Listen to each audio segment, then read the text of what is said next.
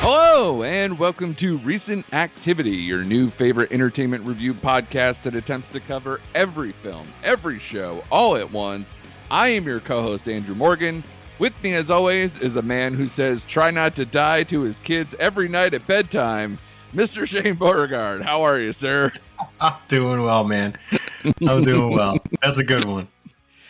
Now, remind me, did I tell you the Try Not to Die bird story? You did not. Okay. Apologies to the fan base if I said this on the pod before. So when I saw the Amy Winehouse movie, does this ring any bells? Because I don't want to retell stories. Okay. So saw the Back to Black. The movie, the trailers before it, I see the Watchers trailer. And in the Watchers trailer, they have that bird say, try not to die, like all the time, right? Like a bunch of times in the trailer, right? And in the movie Back to Black, she has a yellow bird as a pet. And like right before like she goes off to either OD or commit suicide, however she was found, she has the bird with her. And so I lean to the person next to me and I go, try not to die. Because it looked the exact same. And it was so perfect. I wanted to like spike a football, like give myself the, above the head cheer and then walk out of the theater. That's too good. That's too good. It's too good. Yeah. So how are you, sir? You're good? I'm good, buddy. I'm ready to, like you said before, grip it and rip this episode. Oh, yeah, because this weekend was weak as shit. I hope you guys got to go out and do stuff in the sunshine, enjoy beautiful weather. Or apparently, if you're like the rest of the movie-going society, you watched Bad Boys Ride or Die, Shane. Quick question. How many slaps does Ryan Gosling need to do to equal out being the next Will Smith? That's a great question. You could go and use that with Anya Taylor-Joy and Chris Hemsworth as well. Like, it's true. Yeah. What do you have to do, man? Yeah. Maybe they could just slap each other. Does that work? Like they'll just raise everything? Because Chris Rock got a lot of mileage out of the slap. Sure did. Yep. So I don't know. But again, we kind of talked off air. Like, this is a surprise to us, mostly because I don't know how many times I said to you, this trailer looks like complete garbage. And then, like, not only did it do well at the box office, but it also did kind of well critically, too. Shocking. So I don't know if I have to, like, watch this movie now. Like, Don't you dare. I know. I saw the other three, Shane. I'm a completist. I will probably, I don't know about in theaters. Though this is a theater movie, so that's part of its charm, right? That it needs to do all that. Well, I'll echo what you said earlier in your messenger. I'll see it in 4 months from now. Yeah, exactly. Yeah. It's a Sony movie? Yeah. Yeah. Which Sony doubled up the top of the box office with Garfield and Bad Boys Rider. We're dying as a society, Shane. It's basically what's happening. Garfield is a hot mess, as noted on this podcast. It continues to be 4. It just continues to be a shocking movie-going year. We can't figure anything out. It's like we live in Bizarro world. That's what we are. We're in Bizarro world right now. Yeah. And this, God bless. I mean, like, the Will Smith, like last year, he is poison. They won't allow him, obviously, at the Oscars as part of the agreement. You have, that Apple movie comes out where he's trying to still kind of be in the prestige category and everything else. And nobody I know watched it or nobody cared about it, at least. And then you come back in a movie year where everybody's like doom and gloom about nobody's going to the box office. And bam, Bad Boys Ride or Die made, let me take a quick look. Made 56.5 domestic, which I believe is it's a little under probably what Furiosa and Fall Guy did on their opening weekends combined. Yeah. Yeah, you're right. Because they were both in like the 30s, so it's not that far off. And for a total, they were almost the same internationally, so they're at 105 total for the weekend. That's great. Like if you're Bad Boys, you're Sony, you're doing backflips. That is amazing. That might cover all of Madam Web's problems for Sony. You just got back in the green, or I don't know. We'll see. But good on them. Yeah, like I said, rest of the box office, freaking Garfield ends up at second, if still making money. And then Shane at 4, a brand new movie that we're going to talk about right now, The Watchers, comes out. And this is, like I said, a movie that I saw the trailer a billion times. It's, got the pedigree of the production of M. Night Shyamalan and his daughter doing her debut in terms of the director chair. So you have a lot of hype. And in fact, when I left The Watchers, people came out and were kind of talking to me, and they were like, oh man, M. Night, I don't know, man. He doesn't make movies like he used to. I'm like, he didn't make that one at all. So people thought he directed this too. So poor M. Night, because this movie is getting dragged.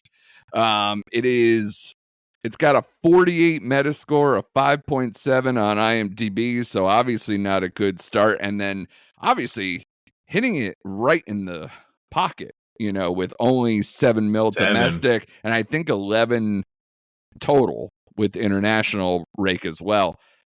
Yikes, man.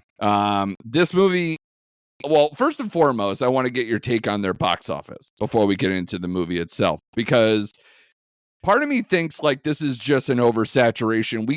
Last week we covered a lot of horror, and a lot of that horror was available either in a streaming service to watch or in, at the movie theater still. Like this weekend, you probably still could have watched The Strangers.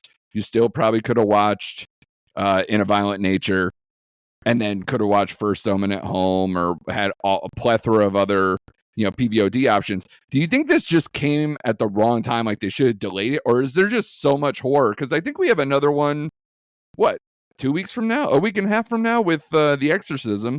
Yeah. So is this a sign like there's too much horror at the moment? I think it could be a combination of that, and just, I don't know, maybe the Shyamalan name is not carrying what it used to, even though it's not M. Night, but they see, like you said, they see Shyamalan, they automatically think M. Night. Sure. But, there's also no stars in this movie. Like Dakota Fanning is something, but she's a face, but she's not a star, right? Exactly. And she hasn't been in something prominent in a while. In a long time. Yeah, in a long time. Last time I saw her was she had a cameo scene in The Equalizer 3. Oh yeah. Yeah. Because I mean, obviously as a child star into her 20s, like did quite a bit, where she was everywhere, and like her sister obviously did a lot too. So people might have gotten kind of their wires crossed in terms of like remembering who's doing what, when, or wherever. But yeah, The Watchers is not going to do her any favors. This movie is about a young artist. Sure. I mean, she sketches and stuff. Yeah, she sketches. Artist is strong. It's a stretch. Who gets stranded in an extensive, immaculate forest in Western Ireland, where after finding shelter, she becomes trapped alongside 3 strangers stalked by mysterious creatures each night. Shane, you're going to have to help me out here, man. This is a movie that, again, another one of those, like, trailer just gives you little bits. You don't quite know what these watchers are. You don't know exactly what's going on. You just know that it's this kind of, like, bubble scenario where it kind of just is this voyeuristic, odd premise. But I think it really missed. And, like, it really... The cinema score was below even normal horror average. So people who like usually maybe even don't even like horror, they're like, this one's way worse. And also this one isn't scary. So like, no, give me your impression after watching The Watchers. After watching The Watchers, I could definitely tell where the influence of this movie came from, because it felt like an M. Night film. It did. I guess. A little villagey, I guess, if you want to put that in there. And I thought about The Happening for a little bit as well, which I'll get into in a minute. Which nobody wants to do that. Right. But when I got done with this movie, I kept thinking, well, Was it 29% critic score bad? No. Was it good? Debatable. Was it watchable? Sure. That's the way I kind of kept going in my head, right? Because did I hate this movie? No, I didn't. But man, I thought Ishana, right? Yeah, Ishana. Yeah. Okay, Ishana. Apologies. I thought she went out of her way. Here's why I thought about the happening, because that movie is about tree pollen killing people, right? And this movie to me was a long way roundabout to go send your deforestation message. That's all this movie was at the end for me, was the deconstruction of deforestation. Like, yeah, I thought the Watchers were, because they were tree-like, right? we find out what they are, but when they stretch out, they look like trees. And at the beginning of the movie, you had that news clip talking about Ireland and the shrinking forest. And when they found that newspaper in the bunker, the headline was something about the forest and stuff like that. Sure. So yeah. That's where I linked it to. It's like one was about tree pollen, one's about trees, right? So, but this movie, the beginning act of this movie kind of hooked me in. I was like, all right, I'm along for the ride here, right? You get Dakota Fanning working at a pet shop, and she has to deliver this bird, as we mentioned before, to the zoo. And she gets sidetracked and into this forest. She goes. My first thought was like, no one in Ireland knows not to go down this road or veer off this. I just found that whole thing just like really weird to begin with. I'm like, okay, whatever. I'll bypass that. But I also didn't like her before she even made the delivery. Yeah. And we get her personal, I guess, history past as we go along in this movie. And it didn't have the The problem with this movie is the second, third act, right? It's like when we get to her finality here, it just, the emotional payoff wasn't there with her background at all. It just it wasn't. It didn't pay off, right? No. It's there's so much trauma in horror movies already, and this one, because especially it wasn't scary, I felt like the message didn't match the trauma. And that if you're gonna put it in there, at least needs to have a same, and they really shoehorned it in there. They did. And then once we got to the folklore of what the Watchers were, that's where they kind of started losing me some. You know what I mean? The whole Professor Bunker, whatever. Do we want to say what they were? No one's going to watch the Watchers. Well, no one apparently watched the Watchers, but I mean, like, if people are going to keep it, watch, they're saving it for, when it comes on PVOD or whatever. I won't say anything, but I did like the creature design. I will say that's the only thing I thought I had going for it. It did have some intrigue at the very beginning of the movie with the rules and what you're supposed to do and the whole, what do they call that? Not the nest, but the it started with a C, didn't it? Anyway, the coop. The coop, yeah, sorry. Yeah, I knew it was something. Yeah. Just chicken related. Yeah, it's chicken related, right? Yeah. But even I had problems with that. I'm like, these people are here for God knows how long, and they were surviving on dead crows. Like, what? Like, snapping necks. A lot of snapping necks. So this movie just felt like not a complete mess, but a complete miss, because it had some opportunity here to build on the very first act once they're in the coop. Yeah, and you meet the other cast members, which I liked. Georgina Campbell, I think that's her name. I loved her in Barbarian, which is a better horror movie to see. Oh, but by a mile. Yeah. So if you want to be scared, go watch that one. She is good though. This is something that I would expect on a like Twilight Zone-ish kind of show. Like make it an hour. In a way, that's where M. Night has started to veer. So, again, not too crazy that this gets greenlit with his production. Yeah, so if it was an hour-long Twilight Zone episode, or it was on the Black Mirror, whatever. I was about to say that, Black Mirror, I'd probably have less of an issue with it, because that would fit what those shows are a little bit more. But for this to be what it was, it just kind of, like you said, it just was a swing and a miss. But I also felt it dragged because of that, too. I felt it felt stretched. Because I felt like they took way too long to get to what these things are and what they need to do next. Right. And honestly, without giving away too much, I saw the person twist early. I was like, no way, this person matching with these three other young people, it is not same. Right. And I was like, she is off. Oh, it's this. Okay, fine. Yeah, and I felt this movie she did a bad job of like foreshadowing down the line, because you pick up the twist pretty early on. You do. They don't really, if you're Yeah. smart, if you follow along this movie, you kind of expect what the hell's going to happen at the end. Yeah. It just was, for first effort, it wasn't the worst I've seen. I think she has potential. Yeah. But yeah, it was watchable. I'll say that. You can engage with it, but I just Yes. don't think you'll be like telling a friend to watch this movie after you're done No. with it. It's one of those, like, especially like the ending just seemed flat and just kind of confusing, and I don't know, like for where this goes, I'll be kind of coy. It felt like these watchers could have pulled this thing off anytime. Yeah. So I don't understand why the ruse, what all this happened. Like it just, there was a lot of things that just didn't add up. And to your point about the delivery into the forest, it felt like she thought she was at her destination. So I'm like, who's delivering birds, caged birds, to the middle of the forest where she gets out of the car and she thinks she can walk to the residence? So she felt like she was close to it when her car broke down. So from the jump, I was like, this is dumb as hell. And I'm like, this better turn around real quick. And then it dragged itself into what the turn was. Yeah.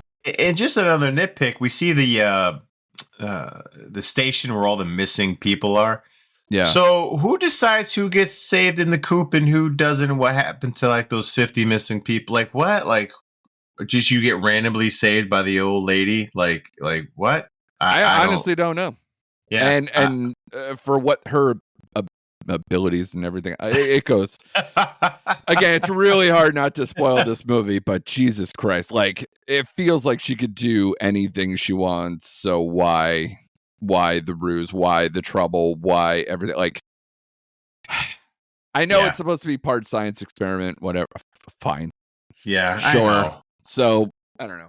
Again, it's one of those, the more you like mull it over in your head, you could just rip it to shreds. Oh, absolutely. But even if you're just going with how it felt in the moment, I still feel like there was a lot of moments where I wasn't engaging with the characters, which is a no-no, obviously.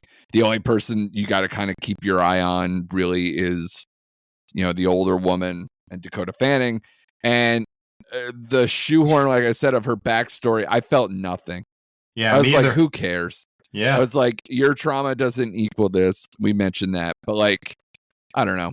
I could keep spinning. And like her impetuous nature is part of it too. And I don't see where that totally played against her. I think it actually played to a strength of sorts, because it actually pushed the story forward. At least it helped me, if anybody. It helped me get to the goddamn conclusion of this whole thing. So that's where I fall with that. What would you grade this, for the love of Pete? I've been harsh this year. Oh, overall, but I'm still gonna go in that groove. And I wanted to do a 2.5. I just couldn't get it there. I couldn't, so I landed at a 2. Yeah, I'm the same. Absolutely same.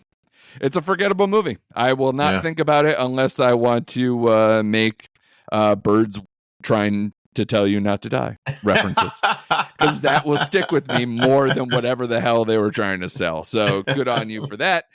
The real hit for me, I thought, was this weekend, because I was like, oh man, nobody's going to go to the movies. That was already wrong, because they're going to stay home and watch Glen Powell and Hitman, which I teased last week that it was going to be my Netflix, what's on Netflix.com review of the week. And Shane, you watch. I'll let you kick it off, because I kind of already put it out there that I thought it was quite good. What did you think of the film? I really enjoyed this film. I told you, after I watched this film, I read your review, because I want to go in cold. I don't want to Everyone should do, Shane. That's right. Everyone should do, yeah. Because I want to go in cold. And I echo just about everything you had written down there. This movie was funny. Glen Powell is the star of this movie. I love him. He has charm. He has charisma. Yeah. He can pull off the comedy. I loved this movie. Like, it is in my definitely top 10 for the year. Oh, yeah. I think it might even be top 5 for me. Yeah. Yeah, it's like etching close to my top 5. The chemistry between him and Adria I'm not even going to try to pronounce her last name. Arjona. Yeah. Arjona was fantastic. I liked her in this movie as well. She is, I mean, it helps that she's uber hot. Oh, totally. Yeah. But I kept thinking while I was watching this movie, like they could like pretty much swap out her and Eliza Gonzalez. I wouldn't know the difference really. A lot of people do that. It's an unfortunate thing, but totally. I'm with you. It is. And I even liked Austin Emilio as Jasper. I thought he was a good dickhead in this movie. He played like the obstacle that they both had to try to get under as like the not corrupt, corrupt racist, what they call him, racist redneck cop. Yeah. That Glen Powell ended up taking over his job because he's so good at. Which him and Glen Powell worked together. I believe both were in Everybody Wants Some, which was perfect. a previous Linklater film. This is a yeah. Richard Linklater film for everybody who doesn't know what we're talking about. Which did you appreciate the fact that this is based on a true story? It's wild that there was a professor out there who moonlights as a hitman, helping the police station with sting operations. That's insane. Yeah, I was blown away. I loved when they showed his picture and his little bio because I kind of like at the beginning they tell you it's like based on loosely on a true story. I was like, oh, okay, I didn't know that going in. Yeah, and then at the end, I'm like, that is freaking cool. What a life to live, man. That guy was freaking cool. I was surprised though, since he wasn't an official cop, that they let him do that first sting. Like he's not a cop, but they're gonna let him go in there and take over Jasper's role because they had to. It was funny, man, and I love the costumes he would like just wear to try to bait those other people into it. It was awesome, dude. Great movie and a great date night movie. You know, it really is. It's perfect, man. Like it's light on its feet. Yeah. So kudos to Glen Powell, man. I love that. I'm loving that guy more and more. I still won't go see Twister, sorry, but I don't see the reason why except for him. That's really where I stand with Twisters. Yeah, he can't get me there because, no offense, Glenn, you're not Tom Hardy yet or Frank Grillo. But, you know, just keep working at it. You'll get there one day. Yeah. But no, seriously, I loved him in this movie. He just has that natural charisma. And I see him as like he's burgeoning on McConaughey territory. And I think that's why he works really well with Linklater. He's like the late stage version of whatever he saw in McConaughey back in the Days of Confused days. That is a good pull, my friend. That is perfect. That's perfect. I will say no more. What's the Texas connection too? Yeah. You know, so I'm interested. You know, again, is Powell going to be as cuckoo bananas as in a personality thing where he can go back and forth and slip in and out of being like an Oscar level actor one day and then being, you know, naked with bongos high as a kite the next? Who knows? That like McConaughey is sort of a one of one, but if you're talking about how Linklater uses his people, the type of stories that he could tell with this type of person, I think that's a good comp. Yeah, absolutely. That's a perfect comp, man. So yeah, more Glen Powell, and I think everyone should see this movie. It's probably, like you said, you echoed at some point earlier. That is probably the best Netflix movie for sure this year. Of the year, for sure. Yeah, for sure. Not even close. So, everyone needs to go watch this movie, man. I was like speaking the gospel of this movie when I got to work today. I was like, you know what you need to go see? Hitman. Watch it. Netflix. Again, trying not to spoil, but what did you think of the ending? Because the ending was the only thing where I had to like kind of blink twice. Yeah, I was kind of surprised a little bit on how they kind of like caved in and went along with what happened there in that last act. I was like, oh boy. Yeah. But, you know, it was tongue in cheek, you know, especially at the end of the movie where they have that disclaimer, like, you know, about that incident. Like, no, whatever. This didn't really happen. Yeah. I was okay with it, man. Like, because really, when I thought about it, I was like, what other ending could have they concluded with? You know, like, they had to come to a point, and, you know, it was more about them at that point than anything else, you know? Well, and they used the heavy philosophical angle, the whole moral quandary of like even the stuff in the courtroom where they were like, is this entrapment? Like all this other stuff. So they do kind of play with that stuff. So I understand I think they prefer it to be a little itchy. Yeah. Like to make a choice like that. So I appreciate it from a choice like and a director and a writing choice and all those type of things. It's just one of those like when it first happens, I'm like, yeah. I'm like, does that line up with his character? I'm like, I guess enough, like, I guess. But it's one of those that didn't like have me send me off swinging. Like because it's one of those that changes the complexion of things real quick. Right. It gets to be a dark comedy when it's kind of a little lighter earlier on. It did switch up the tone, but I thought it said enough with the tone at the beginning of the movie where it's like, okay, at the end you are watching a movie about people trying to hire people to kill their significant others, right? Yeah, so like, yeah. They're already in muddy waters as it is. So yeah, but when you have like Retta and all these like other like character actors like kind of hamming it up and talking about ripping IUDs to fuck Glen Powell's hitman character, yeah, Ron, which was great though. I love it. Was the whole a great line. Yeah, the Ron persona and how everyone loved Ron, and even his students were like, when did that professor get out? I think ultimately, it's like I don't want to say Walter White, but like I think Ron is who he really is, and these external factors forced it out of him. So I think Ron is who he's supposed to be. You know what I mean?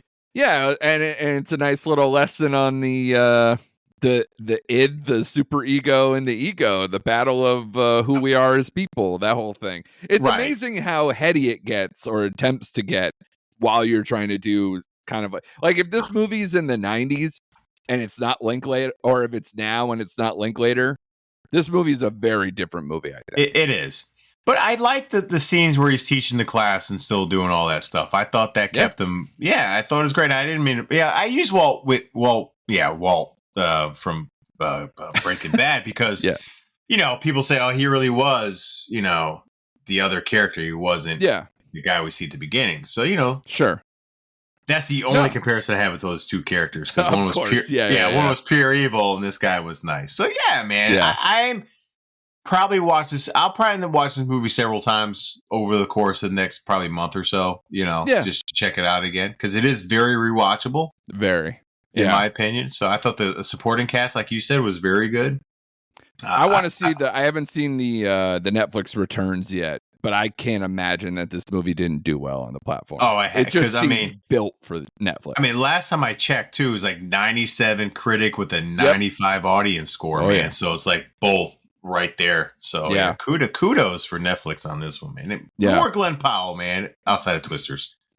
And it's an interesting choice for Linklater too. I mentioned it in the review too. Compared to his filmography, this is definitely something different from him. Yeah, he does a little bit of playful stuff. Like obviously, Dazed and Confused is a little off the beaten path. Like everybody wants some, but like this is closer to like School of Rock tone, and But even then, when he does like a studio comedy, he doesn't do it like this, like sizzly, like montage heavy, like really like score heavy. It doesn't feel like it has like this zip, this pop and fizz to it. It doesn't. It actually lacks score in a lot of places that I was like, this doesn't zip, and there's I don't think there's any montage in it. No, so not at all. It just kind of goes along, and again, you have fun. The only montagey stuff is like the sexual escapades between him and Arjona. Which is great, by the way. Sure, yeah, not complaining. So, but the two of them is just like, good God, thank God it's at home. I saw it in a movie theater, though, so I will say, shout out to the Jacob Burns Film Center in Pleasantville. Right, because I just think Linklater let his 2 stars carry the movie, man, because they had such great chemistry together. Like, you watch this movie because of what the steaminess, the chemistry of them two on the screen, man. It's like you can't keep your eyes off them. And co-written by Powell too. So this is his movie. It's like as much as anything, this is his thing. And probably Linklater just couldn't resist. Like, he's co-writing it with the guy. He's like, I'm not going to let somebody else probably direct this thing, and just bam, they took it to where they wanted to go. So good on them. Obviously, I put it out there on my review. I gave it a 4 out of 5 on the review. I actually letterboxed it though at 3.5. I think it's actually between. Okay. But obviously I could be talked in either direction. Where are you on this one? I gave this a solid 4. Yeah. Yeah. Yeah, it's right there. So yeah, Locked and loaded, baby. I don't know anyone who doesn't like has seen it and was like, man, I don't know about like there'll be some cinephile on one of my groups or like on Facebook or whatever where they're like, I don't know if I get the whole Glen Powell thing. Shut up, come on. Yeah, shut up, man. This dude's doing like Fletch level costume changes, which were awesome while handling comedy, sex appeal, and wrote the damn movie. Come on. All right, let the guy cook. All right. Yeah, and he's cooking. Yeah, he is. The other streaming movie that I really wanted to check out over the weekend, you did and I didn't, bad on me, is Am I Okay? Which is created by comedian Tig Notaro and her wife, who directs the film as well, Stephanie Aline. They both co-direct this film on a screenplay from Lauren Pomerantz, starring Dakota Johnson. This was... I was saying to you, I was like, this has been in my watch list for like 2 years. It feels like at least 18 months, because this was part of the Sundance where she had multiple movies, Dakota Johnson, where Cha Cha Real Smooth was. She had that same year. She had the movie Persuasion come out on Netflix. Like it was like the year of Dakota Johnson, but they never released this movie, even though it got picked up by Warner. And especially when they were trying to put things out more and more on the streaming service. I'm surprised this didn't come straight out at the time, but I guess they were like maybe thinking it was oversaturated. And instead they waited until post Madam Web Dakota Johnson to put this on their platform. So maybe you overthought this one, but it's a film. It's kind of like it seems like a kind of a romantic comedy, maybe a dramedy of sorts, about Lucy and Jane, who have been best friends their entire lives. Only when Lucy embarks on a personal journey will she face a test of her friendship and her sense of self on a path she may not be ready to take. So, Shane, like I said, you're the one who actually did this. Perfect movie, I guess, for Pride. The LGBTQ community and all of that. But did it hold up as a film? Because I really did want to see this. Oh, okay. So oh boy, this movie should be called "This Movie's Just Okay," because okay, there's probably a headline with that somewhere. Yeah. I mean, I watched this on Max. That's where you can find it because one, I heard about this movie. I read about this movie. I'm like, okay. And I like Dakota Johnson, right? So she's outside of Madam Web, but I like her on screen, right? Yeah. And the key is, and I mentioned this movie is like an hour and 28 minutes. Like it is a short runtime of a movie. And I don't know what you classify this movie as because the humor, if they had any, fell flat. Mm-hmm. It was more of a drama than anything else, like a straightforward drama. And it's a very simplistic movie, like in every which way you can imagine. You got Lucy, who's kind of going along life, confused by a lot of things, not really liking her job. And her best friend, Jane, kind of like they hang out all the time. And Jane kind of bosses her around to an extent, like in a playful way, I guess, like say kind of like controls what Jane does. Mm-hmm. Until it finally hits a head where Jane's kind of dating this guy. This is not a spoiler. And the guy wants to be more than friends. And when he goes to make a move, she kind of backs off and is like, that's when she realizes she's may be something wrong with her.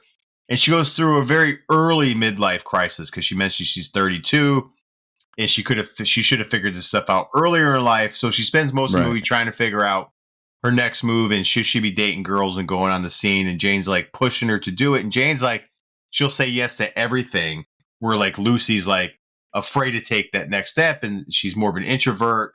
And that causes friction with the friendship. And then, of course, they're not on speaking terms, but lo and behold, Jane has a job offer in London, which is where she's originally from. So it kind of sets that in the motion. But it's just a very simplistic drama movie about a young woman who goes through this crisis and really is struggling to find out who she really is and where she's really going in life. And I mean, that's the crux of the movie. And it's not a terrible movie. Like it was just, like I said, it was just an average movie. Yeah. I mean, it's got a 6.1 on IMDb, 72 Metascore. I mean, it seems, like a middling, to good movie. So yeah. And that's exactly what it was. You have also Kirstie Clemens is in this as Brittany, who she kind of has like this fling with during the movie. But she was in Monarch, the Apple TV show. Okay. Not too long ago. Right. And that's the only cast member. The male in there, Jermaine Fowler, who plays Jane's boyfriend, was in Ricky Stenicki. He was his African-American friend. Yeah. Yeah, I mean, he's been around for what? He's a stand-up, too. Yeah, and he provided some movies. And he provided some of the humor in this film. But, I mean, I didn't hate this movie. I'm glad I watched it, if that means anything. But, yeah, the short runtime helps. And I think I would recommend it. I mean, I wouldn't go crazy with the scores. I don't see it. I think it's like in the 80s on Rotten Tomato, which I wouldn't give it that. But no, Dakota Johnson did a fine job, and it's just a very simplistic movie about one trying to find it herself. So what are you thinking score-wise? It's a 2.5 for me. Okay. Yeah. All right. Yeah, so not too crazy far off from the rest of the world there. Well, that's good. I mean, at least I'll still probably end up checking it out. Yeah. Because especially we've been saying, like, we're in this weird June where it's like we're packed with TV stuff that's going to keep coming and keep coming. You and I both watched the first 2 episodes of The Acolyte. Did you want to say like 5 seconds of like you in or you out? I'm in. It's better than It started off better than Obi-Wan, but it pissed me off within the first 5 minutes. And I'm like, it almost like got me off the show. I'm like, come on, Star Wars. I'm kind of in the same boat. And without getting too deep, it's one of those, like, now that we're really straying from, like, the Skywalker saga and that whole timeline and everything else, this is really testing my, do I care about Star Wars anymore? Is this just for somebody else? And why is this Star Trek? Or, whatever. So, I'm still... but I'm in. I'm on the fence. I'm still going to finish it. I'm going to watch it, but I think we'll talk about that more next week because, like we said, The Boys starts up this week. We got more stuff. The Bear comes out at the end of the month. House of the Dragon coming back as well. So there's a ton of TV. And then even though it's like Inside Out 2 or whatever, like kind of a weaker weekend for Father's Day weekend coming up, we then have stuff that we're going to be all over, which is like The Bike Riders, Kinds of Kindness, The Exorcism, and some other stuff to finish out the month before we get Maxine on 4th of July weekend on top of, I think there's some other biggie. I think it's Despicable Me, which I don't care.